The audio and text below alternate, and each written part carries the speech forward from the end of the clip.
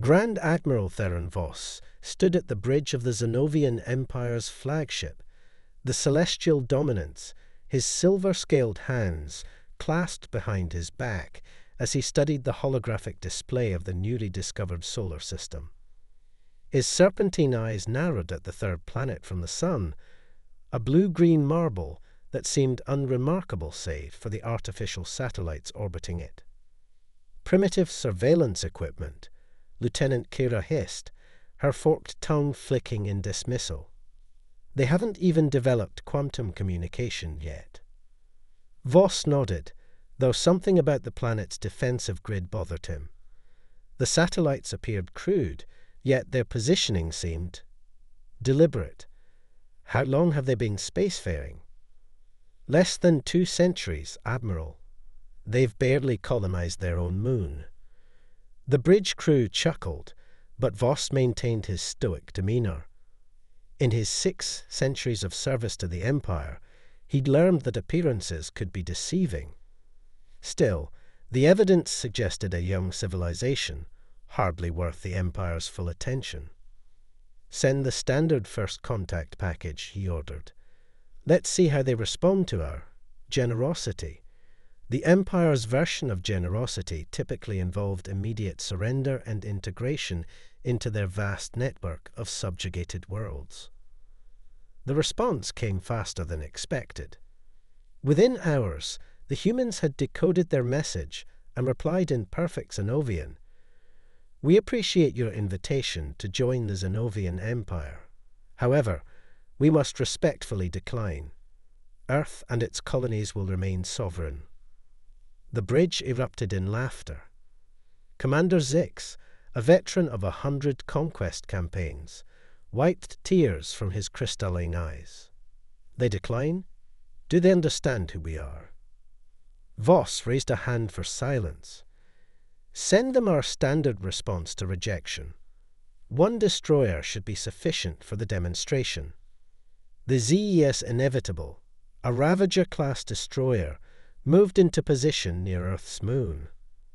Its weapon systems powered up, preparing to destroy one of the larger lunar colonies, the Empire's typical way of showing potential subjects the futility of resistance.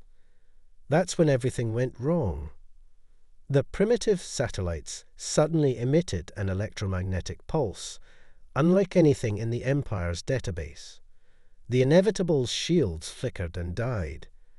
Before the destroyer could restore power, 3 small ships emerged for the dark side of the moon, moving with impossible speed and precision. "Admiral." Kira's voice cracked with disbelief. "They're using some form of gravitational manipulation we've never seen before." The small human vessels danced around the Inevitable like predators toying with prey. Their weapons, what appeared to be simple kinetic accelerators, somehow bypassed the destroyer's backup shields completely. Within minutes, the pride of the Imperial fleet was reduced to a drifting hulk. Voss watched in stunned silence as a new message arrived from Earth. "This was a demonstration of our own. We value peace, but we will defend ourselves. Choose wisely." The bridge crew waited for Voss's reaction. In 6 centuries, no one had ever spoken to the Empire this way. No primitive race had ever defeated an Imperial destroyer. His scales shifted color slightly, a sign of intense thought among his species. "Admiral." Commander Zix ventured. "Shall we bring in the fleet?" Voss's eyes remained fixed on the holographic display, watching the human ships escort their crippled destroyer away from the moon with almost gentle precision. They could have destroyed it, but chose not to, another puzzle to consider. "No," he said finally. "First, we need to understand what we're dealing with. These humans." He paused, searching for the right words. "They're not what they appear to be. Signal the Imperial Council. Tell them we've encountered something unprecedented."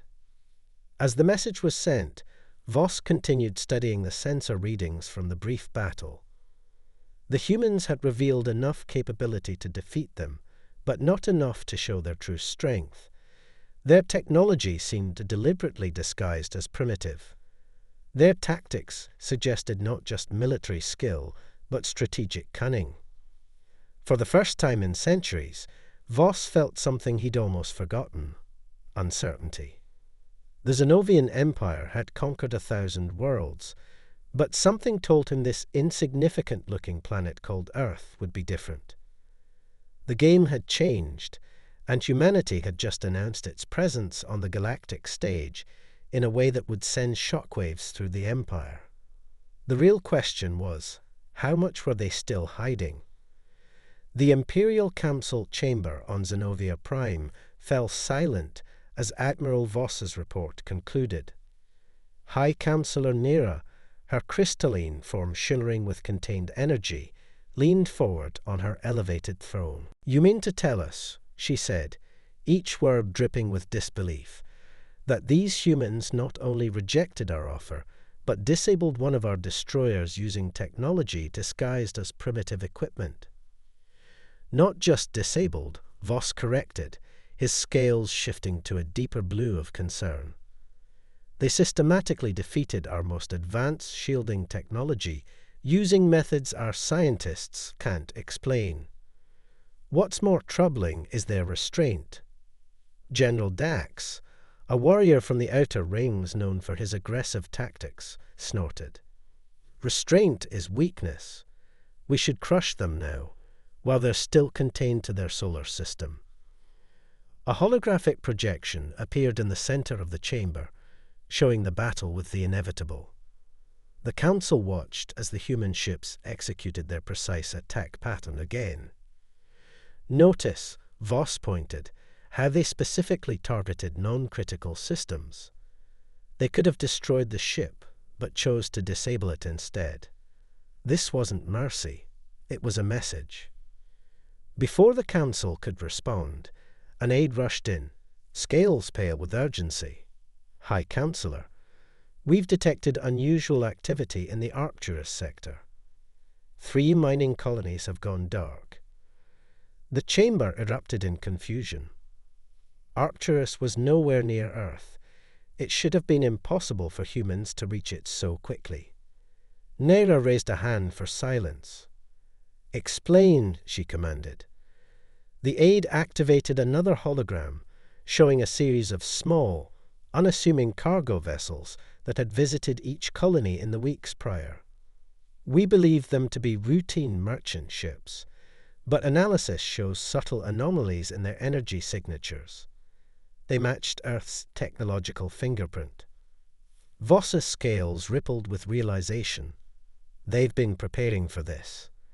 Those weren't just mining colonies, they were strategic resource points. The humans have been mapping our empire, testing our defenses for years. Impossible. Dax slammed his fist on the council table. "Our security protocols were designed to detect known threats." A new voice interrupted. Dr. Renix, the Empire's chief xenotechnologist, stepped forward. Her tentacles writhed with excitement as she manipulated the holographic display. "But the humans operate differently. They hide their advanced technology behind layers of seemingly primitive designs. It's brilliant, really." The display showed dozens of supposedly harmless human vessels scattered throughout Imperial space. Trading ships, research vessels, even tourist cruisers, all potentially carrying hidden capabilities. "How long?" Naira's voice was deadly quiet. "Based on shipping records." Renix's tentacles twisted anxiously. "At least 30 years. They've been studying us while we dismissed them as primitives." The council chamber grew cold as the implications sank in. The Empire had prided itself on its superior technology, its unmatched military might. But while they'd been congratulating themselves on their dominance, humanity had been quietly preparing for this moment. "There's more," Voss added grimly. "Analysis of their lunar defense showed something extraordinary. Their weapons and shields aren't just advanced, they're adaptive. They learn and evolve during combat. A series of sensor readings appeared, showing how the human ships had adjusted their attack patterns in real time, countering each of the Inevitable's defensive measures before they were even fully deployed. It's not just their technology, Renix interjected, our tentacles weaving complex patterns of excitement and fear. Their entire approach to warfare is different. We build bigger ships, stronger weapons. They build smarter ones. Their entire defense strategy seems based on turning our strength against us. High Counselor Mira stood, her crystalline form casting prismatic shadows across the chamber. You're suggesting we've awakened something more dangerous than we realized. I'm suggesting, Voss replied carefully, that we need to re-evaluate everything we thought we knew about humanity. Their technological disguise wasn't meant to hide weakness, but strength. They weren't isolating themselves within their solar system. They were containing themselves. Containing themselves? Dax scoffed. From what? From us, Renix whispered, her tentacles suddenly still. Until they were ready. A new alert flashed across the chamber's displays. More colonies had gone dark, their communications cut off with surgical precision. The humans were moving, but to what end? The Empire had ruled the galaxy through fear and overwhelming force for millennia. But now they faced an enemy that had spent decades preparing for this confrontation, an enemy that thought differently, fought differently, and seemed to understand the Empire's weaknesses better than they did themselves. As the Council argued about how to respond, Voss studied the tactical display showing the spreading darkness where Imperial communications had been severed. The humans weren't just fighting back, they were executing a carefully orchestrated plan years in the making. The game had changed, and the Empire was playing catch-up in a match whose rules they didn't fully understand. The orbital defense station above Zenobia Prime hummed with tension as Fleet Commander Reyna Solaris stepped onto the bridge. Unlike her Zenovian counterparts, she made no effort to disguise her human nature. Her dark uniform bore Earth's new insignia, a phoenix rising from a field of stars. "Status report," she commanded, addressing the holographic representation of Admiral Voss. The fact that the Empire had agreed to this meeting spoke volumes about how drastically the situation had changed. "Another 12 systems have gone silent," Voss replied, his scales shifting through shades of concern. "Your phase shift technology, it's unlike anything we've encountered." Reyna allowed herself a small smile. "That's because you were looking for the wrong things, Admiral. While your Empire focused on building bigger weapons, we focused on understanding space itself." The holographic display between them showed the current state of the conflict. Vast sections of Imperial space had been effectively isolated, their quantum communication networks disabled by human ships that seemed to fade in and out of normal space. "Your strategy," Voss observed, "it's not just about military victory, is it? You're systematically dismantling our command structure." Finally asking the right questions, Admiral. Reyna moved closer to the display. "Humanity learned long ago that the biggest gun doesn't always win the war. We spent decades studying how your Empire maintains control. Your overwhelming force only works when you can coordinate it." The display shifted, showing the complex network of Imperial communication and supply lines. Critical nodes were highlighted, many of them already dark. "Your phase shift technology," Voss began, then hesitated. "The merchant ships we ignored. We're mapping your network vulnerabilities, yes. Each primitive trading vessel carried quantum sensors disguised as basic navigation equipment. We needed to understand the Empire's nervous system before we could safely disable it." A new alert flashed across the display. 3 more systems had gone dark. Voss's scales rippled with barely contained frustration. "Why show us this now? Why reveal your strategy?" Reyna's expression remained neutral, but her eyes held a hint of something deeper, not triumph, but determination. "Because it's time for the Empire to understand what you're really facing. This isn't just about military capability, it's about fundamentally different ways of thinking." She gestured, and the display changed again, showing Earth's historical military conflicts. Humanity has spent millennia fighting itself. We've learned that true victory isn't about destroying your enemy. It's about making them unable to fight effectively. "And the disabled colonies?" Voss asked. "The communications blackouts?" "Are temporary," Reyna replied. "We're not interested in conquest, Admiral. We're interested in change. Every disabled system, every darkened colony, is an object lesson in the futility of empire building through force alone." The station's sensors suddenly detected multiple ships emerging from phase shift. Human vessels, their designs now openly displaying their advanced technology, took up defensive positions around the station. It wasn't a threat. It was another demonstration. "Your empire has ruled through fear and overwhelming force," Reyna continued. "But fear only works when people believe they can't fight back. We're showing them another way." Voss studied the human ships, their sleek designs now incorporating elements that the Empire had dismissed as primitive just months ago. "You're not just fighting us," he realized. "You're fighting the very concept of imperial dominance. The galaxy is changing, Admiral. The age of empires is ending. We're offering you a choice: adapt or become obsolete." As if to emphasize her point, another cluster of systems went dark on the display. The Empire's mighty communication network was being dismantled with surgical precision, piece by piece.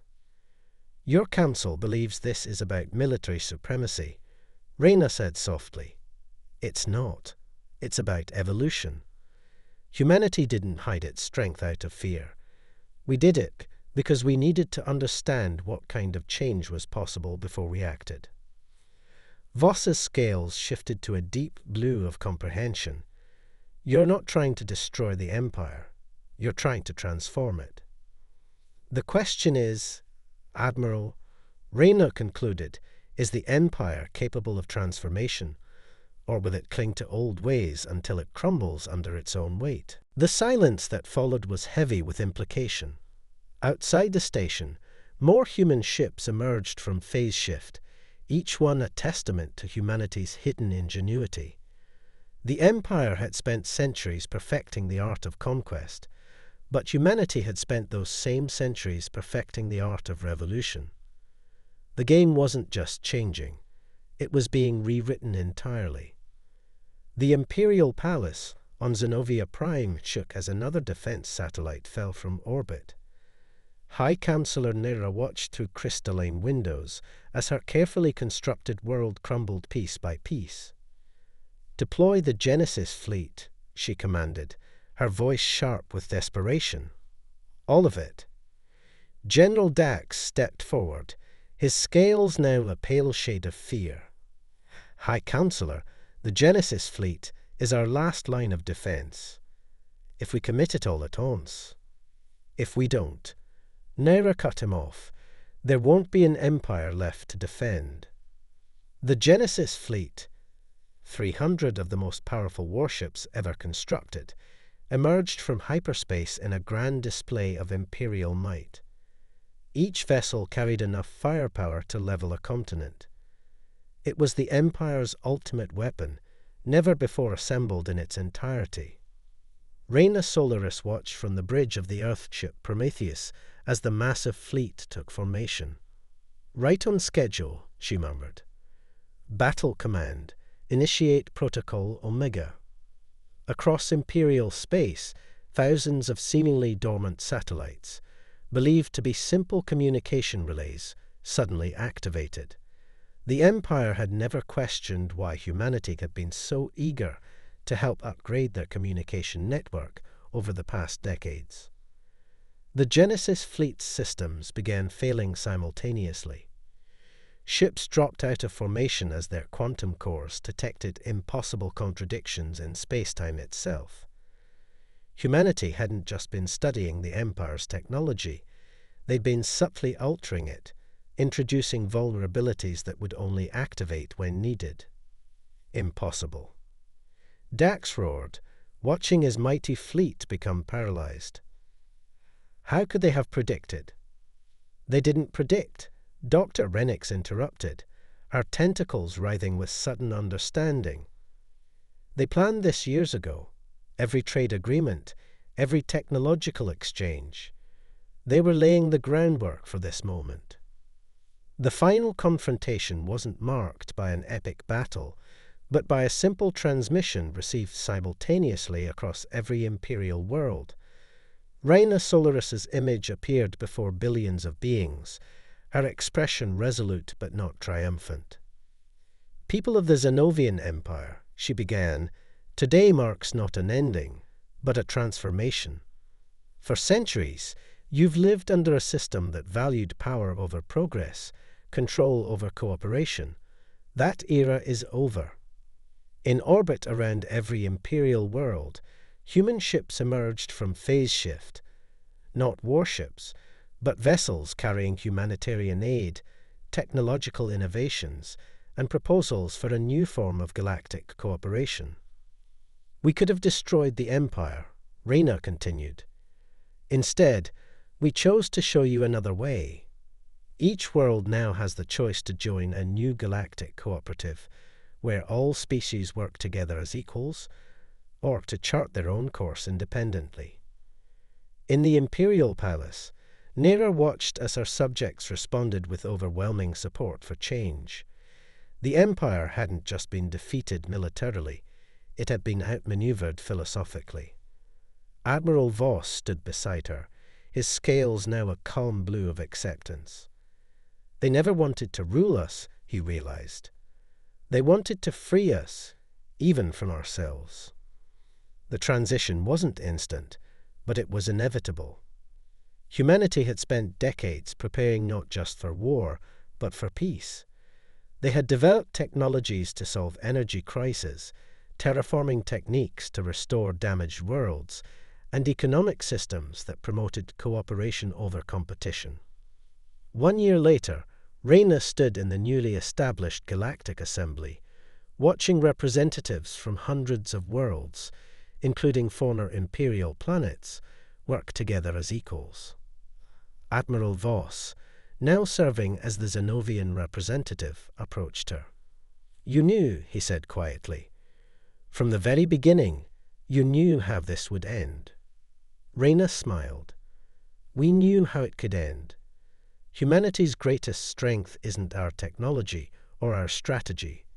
It's our ability to imagine a better future, and our determination to make it real." The former empire had become something new, a cooperative of worlds united not by force but by choice. Humanity had proven that true power lies not in the ability to destroy or dominate, but in the capacity to transform and uplift. As the Assembly debated new initiatives for galactic cooperation, a small fleet of Earth ships prepared to venture beyond known space. Humanity's work wasn't finished. It was just beginning. There were more civilizations to meet, more transformations to guide, more futures to imagine. The age of empires had ended. The age of cooperation had begun. And somewhere in the vast expanse of space, other powers watched and wondered about the species that had hidden its strength not out of fear, but out of wisdom, waiting for the right moment to change the galaxy forever.